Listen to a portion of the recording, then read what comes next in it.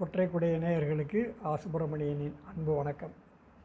இன்றைக்கு ஒரு பாடலை அறிவோம் சங்க இலக்கியம் என்பதிலிருந்து ஒரு பாடலை பார்க்க இருக்கிறோம். இன்றைக்கு தூறல் நின்று போச்சு அப்படிங்கிற ஒரு திரைப்படம். இது பாக்கியராஜ் நடித்த ஒரு திரைப்படம். இந்த படத்திலிருந்து ஒரு பாடலை நான் உங்களுக்கு காட்டப் போகிறேன். அதில் ஏன் சோக கதையை கேளு தாய்க்குளமே, ஆமாம் தாய்க்குளமே, அதை கேட்டால் தாங்காதம்மா உங்கள் மனமே, அதை கேட்டால் தாங்காதம்மா உங்கள் மனமே, இந்த ஊர் பொண்ணை நம்பி என் மனசை திறந்து வச்சேன், சொந்த ஊர் சாதீசனம் அத்தனையும் மறந்து வந்தேன், ஏன் சோக கதையை கேளு தாய்க்குளமே, ஆத்தங்கர தோப்புக்குள்ளே ஓடி விளையாண்டதும் யாருமில்ல சமயத்திலே ஜாடையில் சிரித்ததும், தோட்டத்திலே வரப்புக்குள்ளே தொட்டு தொட்டு பிடிச்சதும் அத்தனையும் மறந்து புட்டு இவன் நெஞ்ச வளைக்கிறா, அப்பனோட பேச்சை மட்டும் பெருசாக நினைக்கிறா, ஆசைப்பட்ட மாப்பிள்ளையோ அம்போன்னு முழிக்கிறா.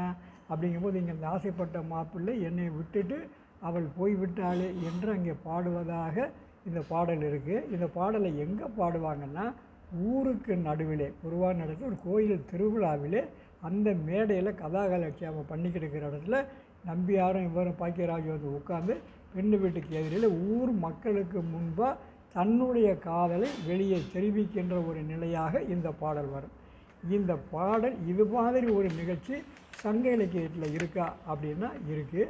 அதாவது காதலன் அந்த வெளியே ஊருக்குள்ளாக காதலை தன்னை ஏற்றுக்கொள்ளாத நிலையிலே அல்லது அவள் வீட்டிலே ஏற்றுக்கொள்ளாத நிலையிலே தன்னுடைய காதலை ஊருக்கெல்லாம் சொல்லிடுவான், அதுக்கு பிறகு என்ன செய்வாங்க என்ற ஒரு சூழ்நிலையிலே வருகின்ற ஒரு பாடல்.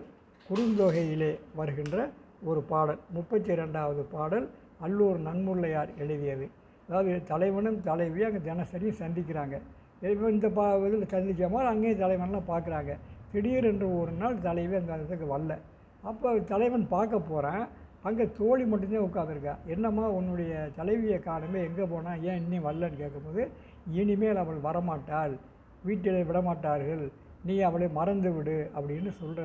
அதுக்காக நானே உன்னை பார்க்க வந்தேன்னு சொல்கிறேன்.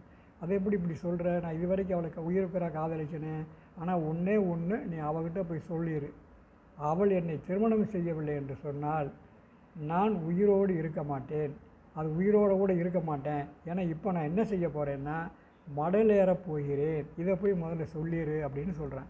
மடலேறுதல் அப்படின்னா என்னென்னா, அந்த மடலை ஒரு குதிரை ஒரு பனை ஓலையை வெட்டி அதை குதிரை மாதிரி செஞ்சு அதில் வந்து அந்த குதிரைக்கு ஒரு மணியை மாட்டி விட்டு அந்த குதிரை அந்த பனை ஓலையிலேயே அந்த காதலியினுடைய படத்தையும் வரைஞ்சிக்கிட்டு இவன் அந்த குதிரை மேலே உட்காந்துக்கிறவன், அந்த குதிரைக்கு ஆவாரம் மாலையும் போட்டிருப்பாங்க, இவன் கழுத்தில் எலும்பு மாலை போட்டுக்கிட்டு தலையில் அந்த காலத்திலலாம் குடுமி வச்சுருப்பாங்க, அந்த தலையில் எருக்கம்பூ மாலையாக கட்டி அதை தலையில் எடுத்து சுற்றி வச்சுக்கிடுவேன். 2 சின்ன பையங்க 4-5 பேர் இவனை உட்கார வச்சு குதிரையில் உட்கார வச்சு கயிறை கட்டி இழுத்துக்கிட்டே போவாங்க. இப்படி போகும்போது உடலிலே காயம் ஏற்பட்டு இரத்தமாக கூட ஒழுகி கொண்டு இருக்கும். அதையும் பொருட்படுத்தாமல் காதலுக்காக ஊர் புற தெருவாக சுற்றி வருவேன். இவன் தான் என்னுடைய காதலி, என்னை திருமணம் பண்ணலைன்னு சொல்லிக்கிட்டே வருவேன். ஆக இவங்களுடைய காதல் ஊர் முழுக்க தெரிஞ்சு போகும். அதுதான் இவனுடைய வேலையை, ஊர் முழுக்க சொல்லிடணும். இந்த இதில் படத்தில் பாக்கியராஜ் அங்கே ஊருக்கு முன்னாடி சொன்னது போல் இவர் ஊர் முழுக்க போய் சொல்லிடணும். அதுக்கு பிறகு அந்த பெண்ணுக்கு வேறு இடத்துல திருமணம் பண்ண முடியாது.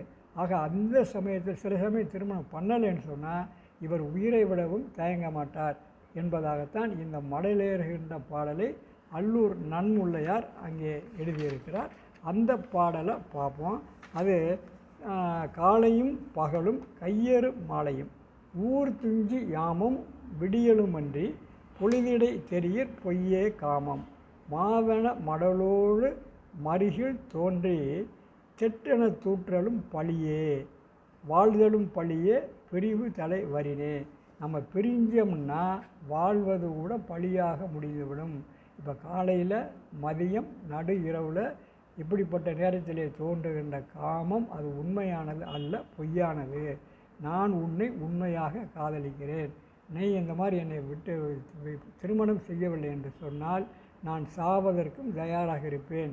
நான் மடலேறினேன்னு சொன்னால் இது உன் மீதும் பழி வரும், என் மீதும் பழி வரும் அப்படின்னு சொல்லி உன்னுடைய தோழியிடம் போய் சொல்லிடு, தலைவிட்ட போய் சொல்லிடு, ஆனால் நான் மடல் ஏற தயாராக இருக்கிறேன் என்று இந்த தலைவன் சொல்லுவதாக அல்லூர் நன்முல்லையார் இந்த பாடலை பாடியிருக்கிறார்.